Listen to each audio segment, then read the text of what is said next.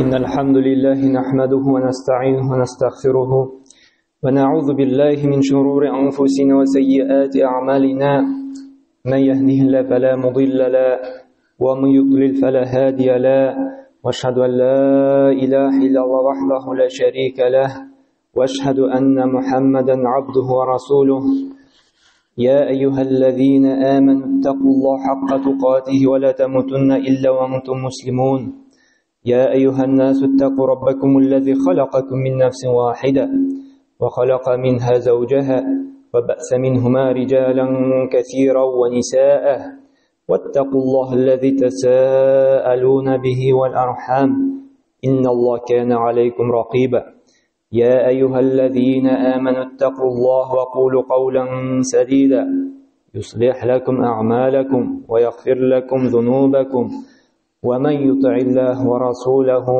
فقد فاز فوزا عظيما أما بعد الله Ta'ala'ны maqtayбыз, зурлыйбыз, данлыйбыз барча биргән ниъмәтләре өчен һәм әлхәмдүлилләһ дип безгә шушы иң зур бүләген һидаятны, иманны, динне биргән өчен күп итеп шөкер сәнәләр әйтәбез Аллаһы Ta'аланың бер үзенә генә һәм Qalbimizning түреннән чыккан салават шәрифләр безгә җәннәт юлын күрсәтүче, Аллаһы Таалага гыйбадат кылу тәртипләрен өйрәтүче Пәйгамбәрбез Мөхәммәд саллаллаһу алейхи ва сәлләмгә барып ирешсә иде.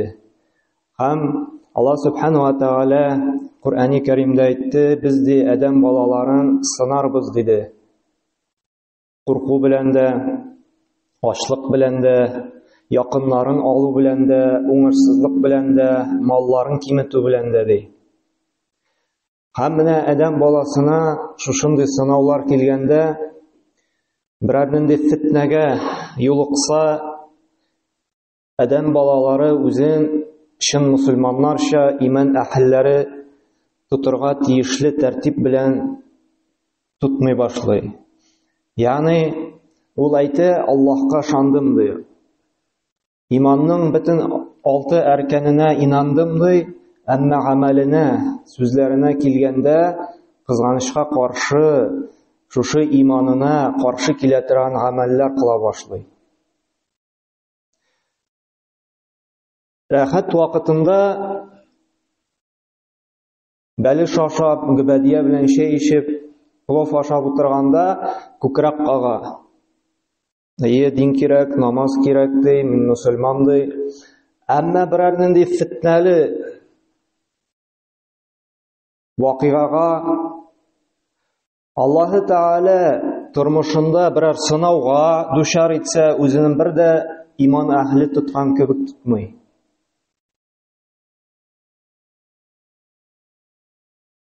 Ахыр чиктә кайберәүләре намазына да җиңел карый башлый.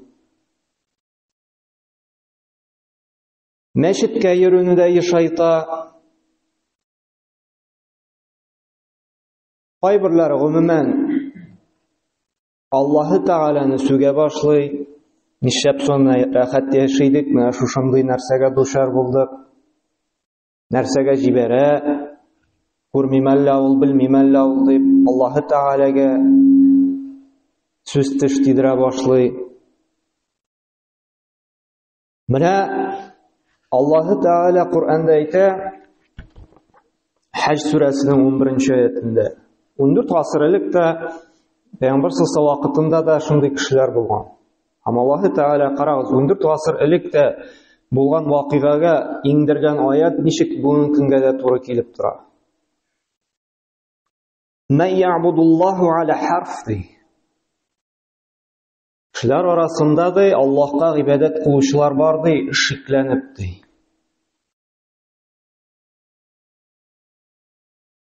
Ничек итеп? فَإِنْ أَصَابَهُ خَيْرٌ مَنَّ بِهِ وَإِنْ أَصَابَتْهُ فِتْنَةٌ انقلب على وجهه خسر الدنيا والآخرة ذلك هو الخسران المبين. Яхшы вакытында ди, ул динен тота ди. Ә берәрдән ди сынау килсә ди, ул диннән ваз кичә ди. dinni калдыра, намазын калдыра.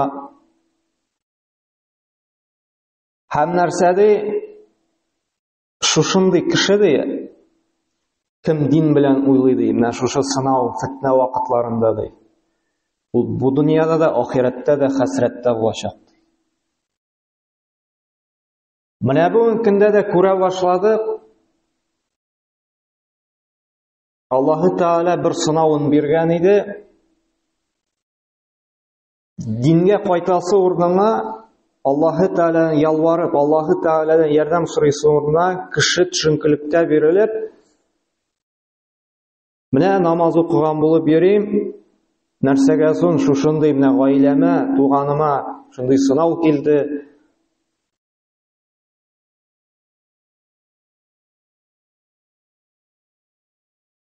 Зарлана башлады Аллаһы Тәгаләгә. Мәчеттә күренәе, анда йөрүдән бер файда юк, менә күпме йөрдем, менә бербер сынаудан имин була алмадым.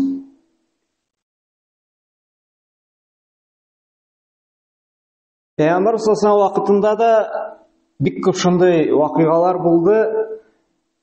Менә бер яһүд була. Ул исламны кабул итә, әмма исламны кабул иткәч, сәламәтлеге какшый, малы юкка чыга, дөньясы үзгәрә. Ягъни Аллаһы Тәгалә сыный бу кешене. Һәм бу әйтә, кара ди, Мөхәммәд ди, синең динеңне кабул иткәч ди, сәламәтлегем какшады, малым кимеде, синең динең аркасында гына ди, һәм динне калдыра. Ягъни диндә гаепне күрә. Әмма иманлы кеше ул һәр вакытта да нинди генә сынау, нинди генә фитнә булуына карамастан динендә нык була. Киресенчә гыйбадәтен арттыра, киресенчә аның иманы, тақвалыгы куәтләнә шушы сынаулар белән. Чөнки иң беренче ул белә, чөнки Аллаһ Субханаһу ва Тәгалә Халик, бар итүче. Менә дөнья йөзендә, галәмнәрдә нинди генә сынау, нинди генә вакыйга булмасын, ул белә, бар нәрсәдә Аллаһы Тәгаләдән икәнен. Ул белә, шушы сынаулар, шушы бәла-казалар үзебезнең гынахлар аркасында. وَمَا أَصَابَكُم مِّن مُّصِيبَةٍ فَبِمَا كَسَبَتْ أَيْدِيكُمْ ди. Сезгә ирешкән барча бәла-казалар ди, кайгы-хәсрәтләр ди, үз кулларыгыз белән эшләп алган гынахлар сәбәпле ди. Менә бу көндә дә шундый зур фитнәгә юлыктык һәм аңладык. Ришвәт нинди дәрәҗәгә китерде, нинди фәкыйрлеккә. Үз эшеңә җитди карамау, нинди безне төшенкелеккә җиткерде. Менә бу икейөзлелек, кешегә бер төрле сөйләү, хакыйкатьтә икенче төрле булу, нинди зур аянычка китерде.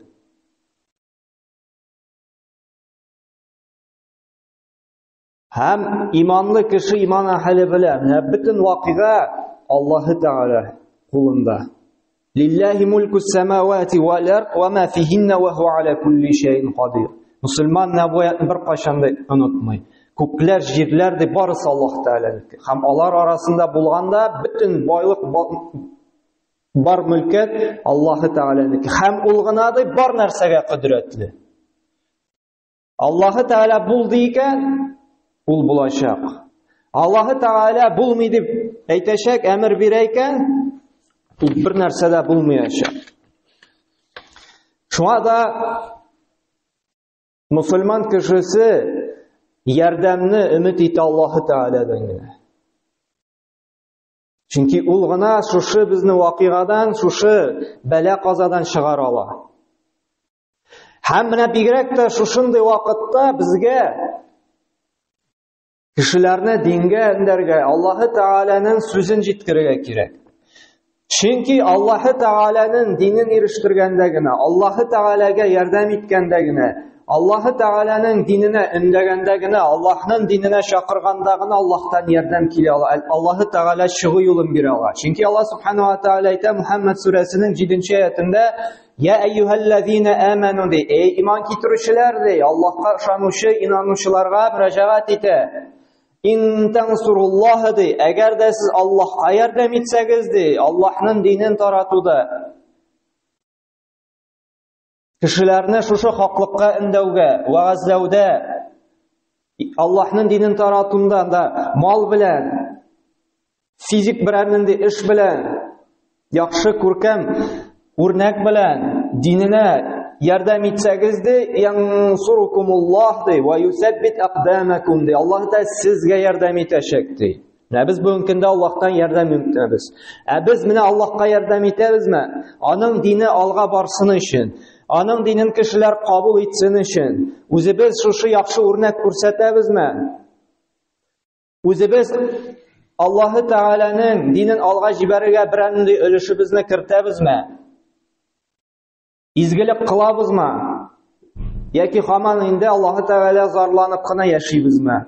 Hem şu vaqtda yusabbit aqdamakum, sizning oyoqlaringizni de şuşu Allah yo'lida de nig'itirmin de, ya'ni dininde.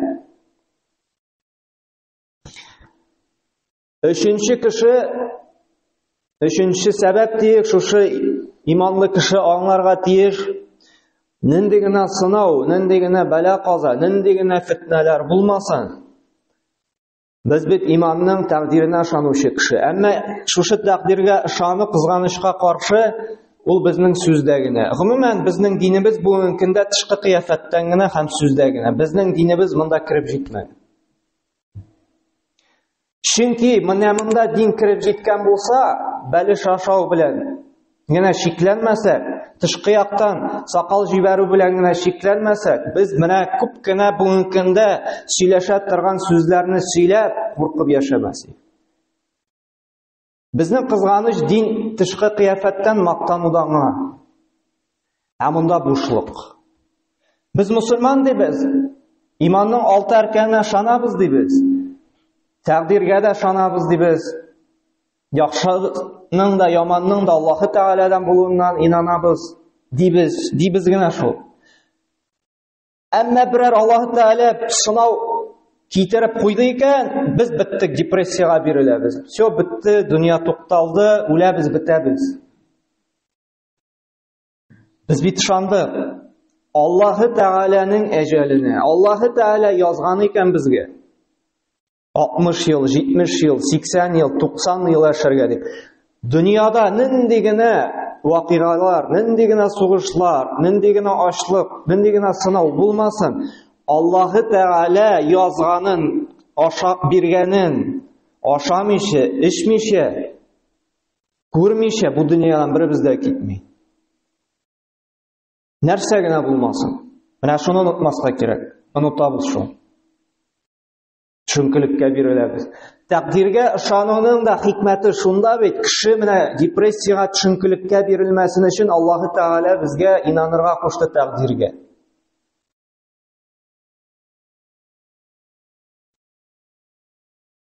Kişi elle koya gitmişi de yıklagan jerinden de durmasqa mümkün. Kişi hameşitten çıkıp gitti, yine qaytıp kirmesке mümkün. Kamazasına kirdi, bitti gitti. Ölüm her vakit bizning yanında yürüyor.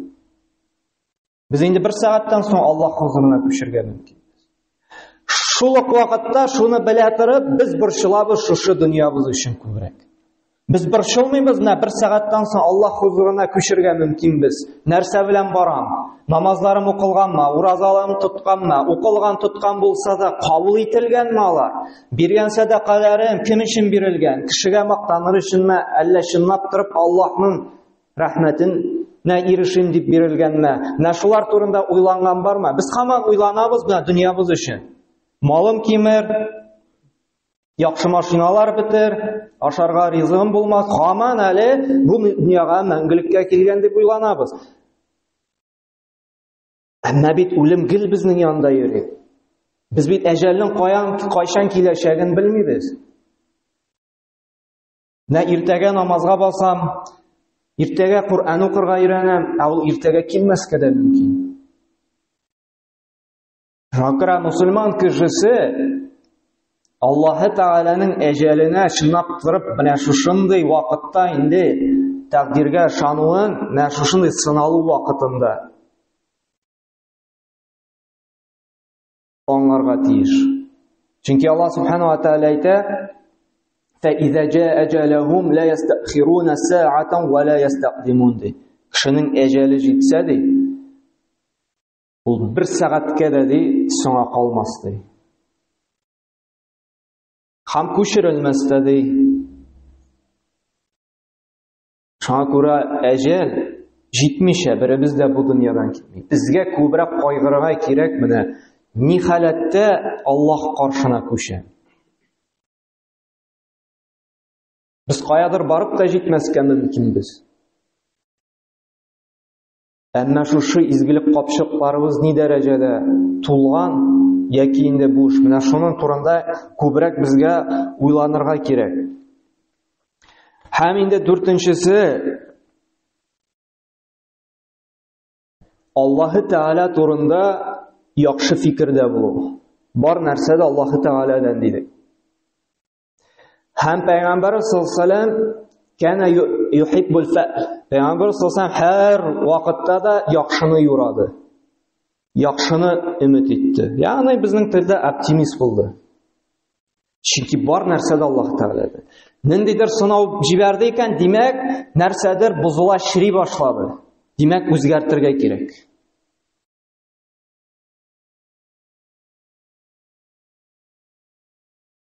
Аллаһы Тәгалә шушындый сынау белән кешелек дөньясын үзгәртә. Һәм безгә өметләнергә кирәк, яхшысын уйларга кирәк, Аллаһы Тәгалә яхшыга дип. Чөнки адәм балалары бик каты бузылды, яхшылыкка чыдый алмады. Әби бабаларыбыз әйткән бит, фақирлеккә түзеп була, ә менә яхшылыкка түзеп кара дип. Ягъни әби бабаларыбыз белгән, менә ачлык вакытында алар кешелек сыйфатын югалтмаганнар, ярдәмчел булганнар, туганлык җепләрен ныгытканнар, күрше белән яхшы яшәгәннәр, баланы тәрбияләгәннәр, вакытлары да булмаса, көне тыныштә булса, алар сабыр итеп була ди. Ә менә бу яхшылыкка да, мул тормышка да түзеп кара син дигәннәр. Чөнки һәр вакытта да менә яхшылыкка түзү күпкә читенрәк. Чөнки бузыклык ишекләре күп ачыла. Һәм адәм балалары шәһвәтләренә инде сабыр итә алмый башлый. Сабыр итүнең дә менә бу рәхәтлеккә чыдау күпкә авыррак адәм баласына. Һәм без бүгенге көндә күрдек. Нинди дәрәҗәгә киткерде шушы. Яхшылыкка омтылу, ришвәтләр алу, диннән ерагаю. Шушы сынау булганда да менә Мәккә мөшрикләре белән сугышканда сахабаларның да күңелләренә төрле куркулар салалар мөшрикләр. Мәсәлән, Ухуд тауыннан соң без сезгә тагын сугыш белән киләбез әле дип шик-шөбһәләр салдылар. Таралсын өчен, мусульманнарда курку булсын өчен. Әмма карагыз, мусульманнар нинди нык булдылар. Һәм нәрсә диделәр? Аллазина кала лахумун нас иннан-нас кад җамау лакум фахшауһум ди. Аларга да әйттеләр ди кешеләр, сезгә каршы мөшрикләр ди, күп итеп җыелдылар ди. Алардан куркыгыз, мөшрикләргә каршы сугышмагыз, сабыр итегез. Куркытмакчы булдылар. Һәм нәрсә диде?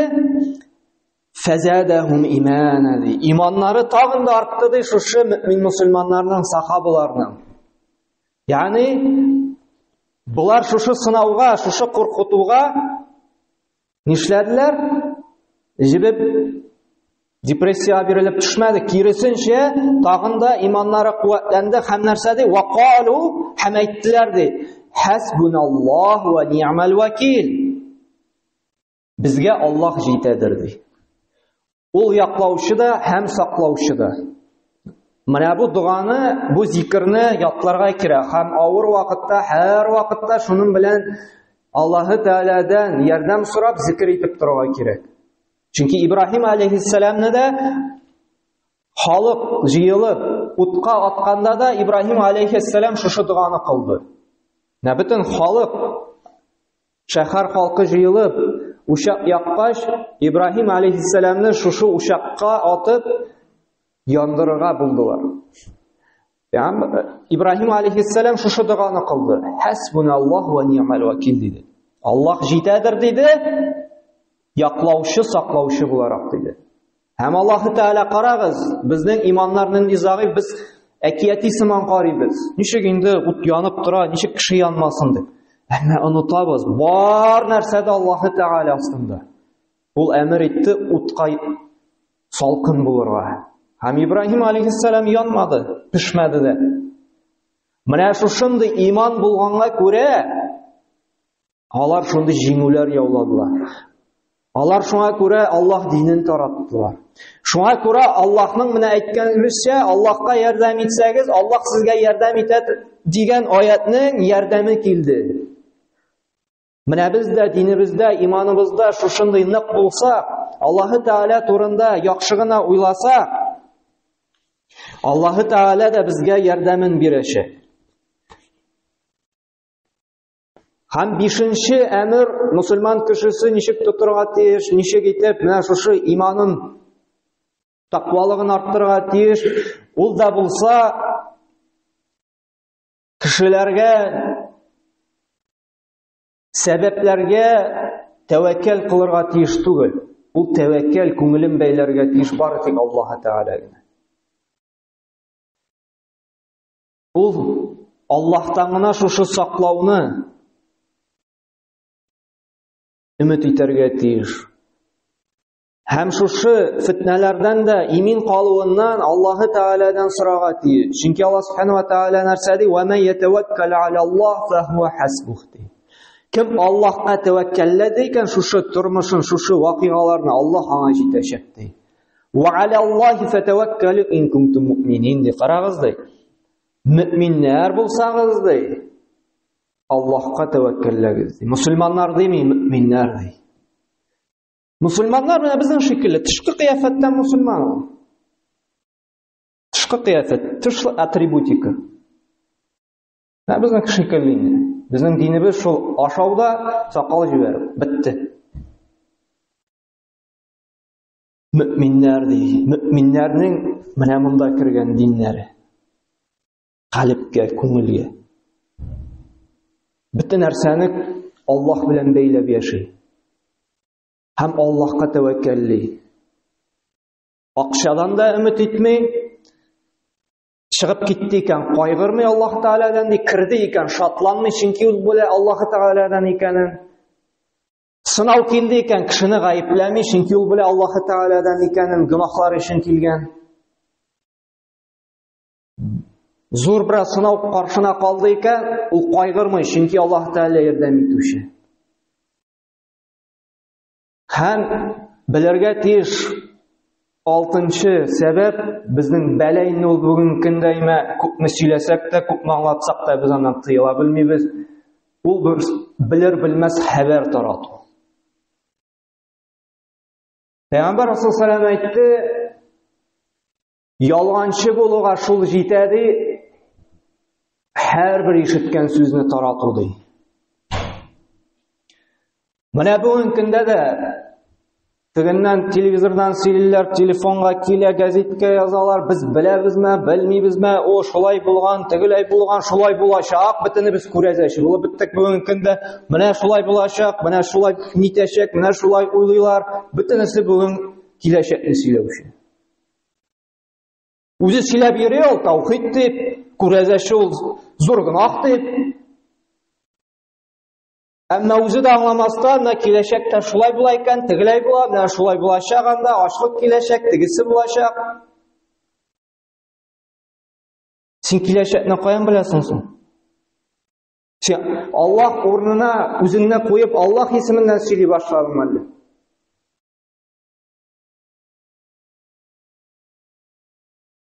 Аллаһы Тәгалә тагын Куръанда шушы хадисне ныгыта нәрсәди? Хуҗурат сүрәсенең 6-нчы аятында я юхаллазина аману ди. Тагын иман китерүчеләргә мөрәҗәгать итә. Мусламаннар дими? Иманнары менә монда булган кешеләргә.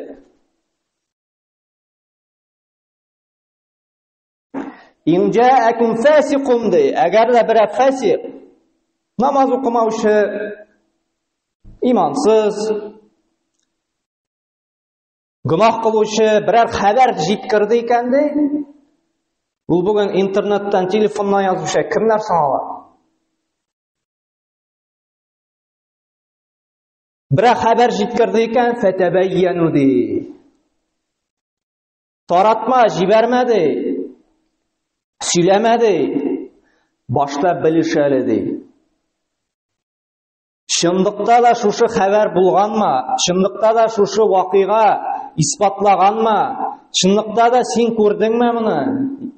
Яки ышанычлы, дөресен генә сөйләүче кеше күргәнме моны? Булганмы ул? Башта белешәле ди. Әгәр дә шулай эшләмәсәң ди, менә бүгенгә шуңа эшләмәдек шулай бит инде.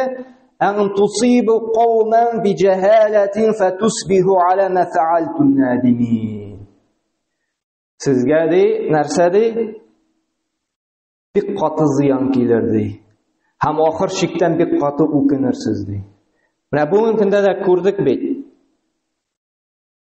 Хәбәр таратабыз дип, яңалык белдертәбез дип, тегене моны җибәрәбез дә, ахыр чыкта испатлана, гомумән ялган икән. Бүгенге көндә информационный война бик каты бара.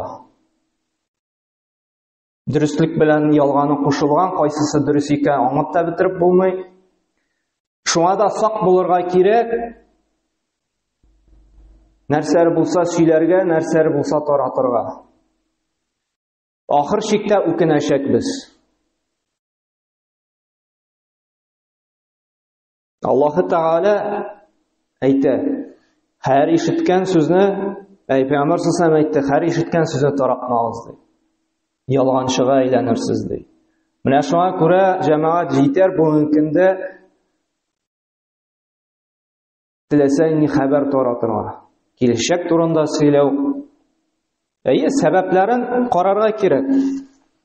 Әзрәк кенә теге ниндидер әзерлекләр, әмма инде истина последний инстанция дип аны шулай итеп күкрәк кагып сөйләргә, менә шулай була, менә шулай булачак, шулай нитәргә кирәк дип Аллаһтан куркырга кирәк.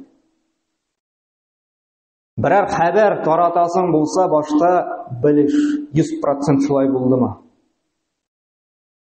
Шушы хәбәр, шушы сүзне кешегә әйтәсең килә икән, уйла. Диненә, дөньясына берәр файда бармы? Шушы сүзне, шушы хәбәрне җиткердең икән, дин ягыннан тақвалыгын арттырамы? Яки дөньясы ягыннан берәр файда китерәме? Акчасын арттырамы анда, яки берәр уңайлыклар тудырамы дөньяви яктан? Менә бер файда була икән, җиткер. Бернинди файда да юк икән, үзеңдә калдыр. Чөнки кешене куркуга салу, чөнкелеккә бирелдерү бу шулай дин ягыннан тыелган. Менә Пәйгамбәр саллаллаһу алейһи ва саллям бит инде тыйды. Хәтта аятта ингәне, менә шушы мөшрикләр бит төрле хәбәрләр тарата, Пәйгамбәр саллаллаһу алейһи ва саллям тыйды.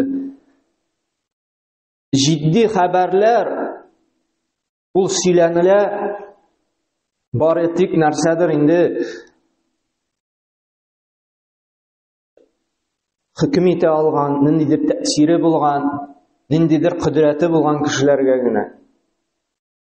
Бөтен халыкка да бөтен хәбәр таратылмый. Шуңа күрә ул бер проблеманы шиша ала икән, ул сынауны бер кеше туктата ала икән, сөйләп киңәшләшә алабыз. Һәм 7нче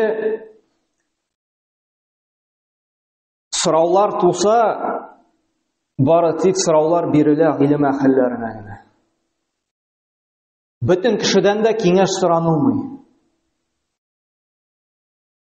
Хәтта олы яшьтә булса да. Шушы эшнең остасыннан гына сорала. Бүгенге көндә белер-белмәс бөтен кешедән фәтва алалар, бөтен кешедән сорыйлар. Менә бу ничек икән, бу нәрсә нишлек икән дип.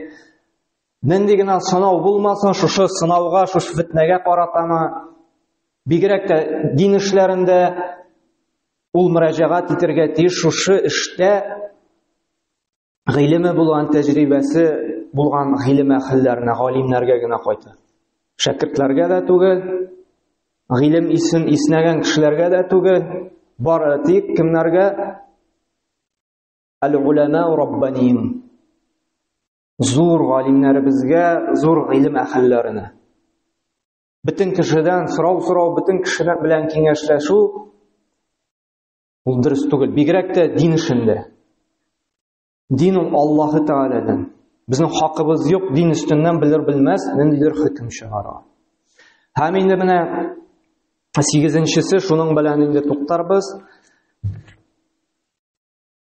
Ниндидер зур кешеләргә керә алмасак, ниндидер зур кешеләргә ишек шакый алмасак, мөрәҗәгать итә алмасак, ниндидер ярдәм белергә кирәк. Бар кешеләрнең дә хуҗасы, шул ук байларга да, шул ук төрле зур сәүдәгәрләргә дә көч-куәт, мал биреп торучы Аллаһы Тәгалә һәр вакытта да безне ишетүче, безне күрүче. Менә аннан сорарга уялмыйк, тәкәбберләнмик һәм ялкауланмыйк. Һәр вакытта да дугада булыйк. Уҗиб ад-дәъвата да'i иза дә'анди. Дуга кылса мин аның дугасына ди җавап бирәм ди. إذا سألك عبادي عني فإني قريب. Әгәр дә кулым миннән сораса ди, мин аңа якын ди. Менә кемнән сорарга кирәк? Без бер хаҗат төшсә, иң беренче кешегә йөгерәбез. Иң беренче Раббыбыздан сорыйк. Раббым, шушы афәтләрдән чыгарга ярдәм ит, юлын ач, юлын күрсәт. Һәм менә шушы вакытта инде без күбрәк Аллаһка ялварырга тиешлебез. Менә хәзер вакыт җитте Аллаһка кайтырга. Чөнки Аллаһтан башка чыгу юлы юк. Аллаһы Тәгалә тақвалык белән генә чыгу юлын бирәчәкмен ди. Мал белән дә, төрле зур абзыйлар белән дә ди, чыгу юлын бирмим ди. Тақвалык белән генә ди. Аллаһы Тәгаләнең әҗир савабын өмет итеп изгелек кылу, әмерен үтәү. Һәм Аллаһы Тәгаләнең газабыннан куркып, гынаһлардан тыелу. Менә бу була тақвалык. Менә хәзер җитте безгә шундый вакыт, күбрәк Аллаһка сәҗдә кылырга, намазга басырга, ураза тотырга, күбрәк садака бирергә. Үзебездә кирәк булса да, менә шушындый сыналу вакытында бирелә, чынлаптыр безнең иманыбыз. Ва ман яттақиллаһ ядж'ал лаху махраҗа. Кем тақвалы булса да, Аллаһы Тәгалә бөтен проблемалардан чыгу юлын бирәчәкмен ди. Ва ярзуқу ма ла яхтасиб ди. Ва ярзуқу мин хайсу ла яхтасиб ди. Һәм уйламаган, көтмәгән җирдән дә ризыкларны җибәрәчәкмен ди. Менә тақвалык бүгенге көндә безгә иң кирәкле шушы проблемалардан чыгу юлының төп сәбәбе. Шушы караңгылыктан бер яктылык, ул да булса тақвалык. Субханакалла бихамдик ва ашһаду ан ла илаха илля ант ва астагфирука ва атубу илейк.